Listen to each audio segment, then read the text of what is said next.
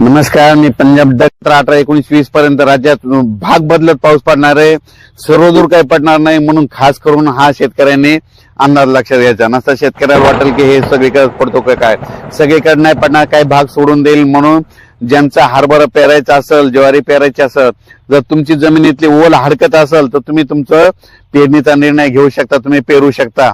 म्हणून हे अंदाज लक्षात घ्यायचा. 16 ऑक्टोबर पासून ते 20 ऑक्टोबरच्या दरम्यान दररोज वेगवेगळ्या भागात पाऊस पडणार आहे म्हणून हा अंदाज लक्षात घ्यायचा. 16 ऑक्टोबरला तो पाऊस काय होणार आहे, इकडे यवतमाळ जिल्हा, नांदेड जिल्हा, लातूर जिल्हा, परभणी जिल्हा, हिंगोली जिल्हा, धाराशिव जिल्हा, सोलापूर जिल्हा ह्या पट्ट्यामध्ये सुरुवात होणार आहे. 17 ऑक्टोबरला परत काही भागात पडणार आहे. 18ला पुन्हा दुसरा वेगळा भाग जाणार आहे. असं करत करत 19, 20, 21, 22 पर्यंत राज्यात विखुरलेल्या स्वरूपाचा पाऊस पडणार आहे म्हणून हा अंदाज लक्षात घ्यायचा. खूप काही मोठा पडणार नाही, मुसळधार काही पडणार नाही म्हणून हा अंदाज लक्षात घ्यायचा. राज्यातल्या सर्व शेतकऱ्याला सांगू इच्छितो की आता पाऊस आता परतीचा आहे, आता हे शेवटचाच पाऊस आहे. आता पाऊस निघून जाणार आहे आणि 2 नोव्हेंबरला मध्ये चांगली थंडी येणार आहे. म्हणून राज्यातल्या सर्व शेतकऱ्यांनी अंदाज लक्षात घ्यायचा. ज्यांचं सोयाबीनचं शेत खाली झालं असं तुम्ही तुमचं पेरणी करू शकता. त्याच्यानंतर ज्वारी पेरायची तर ज्वारी पेरू शकतात, हरभरा पेरू शकतात, ओल हडकत असेल तर पेरू शकतात. पेरणीचा निर्णय तुम्ही तुमचा स्वतः घ्या, पेरायचा का नाही ते ठरवा. 20, 21, 22 ऑक्टोबरच्या दरम्यान दररोज वेगवेगळ्या भागात तुरळक ठिकाणी पाऊस पडणार आहे. खूप काही मोठा पडणार नाही म्हणून हा अंदाज सर्व शेतकऱ्यांनी लक्षात घ्यायचा.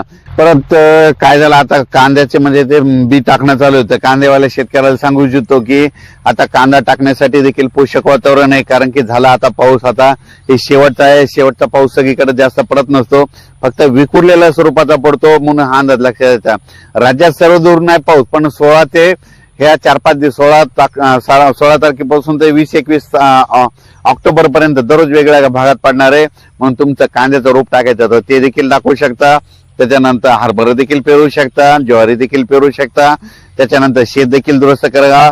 त्याच्यानंतर सोयाबीन देखील तुम्ही काय करा, तुमच्या सुड्या उघड्या असतील तर ते देखील झाकून घ्या म्हणून हा अंदाज लक्षात घ्यायचा. त्याच्यानंतर राज्यात काय होणार आहे, 2 नोव्हेंबरला थंडी देखील येणार आहे म्हणून परत ते सांगायलो म्हणून हे अंदाज लक्षात घ्यायचा. त्याच्यानंतर काय होणार आहे, दिवाळी झाल्याच्या नंतर राज्यात चांगली अशी खूप अशी धुराळे धुके देखील येणार आहे. दिवाळी झाल्याच्या नंतर देखील येणार आहे.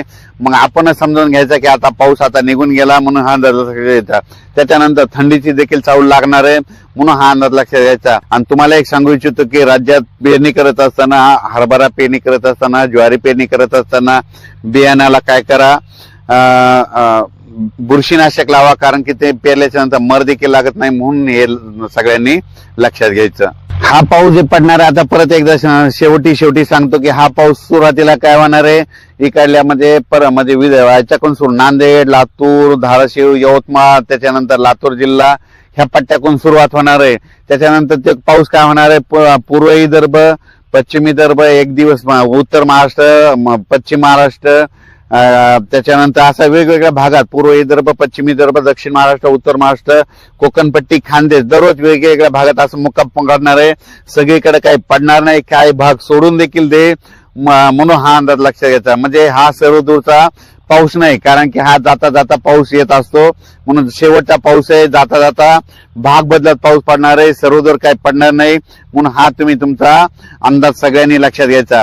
अचानक वातावरणात झाला तर परत एक उद्याच्याला मेसेज दिला जाईल. धन्यवाद.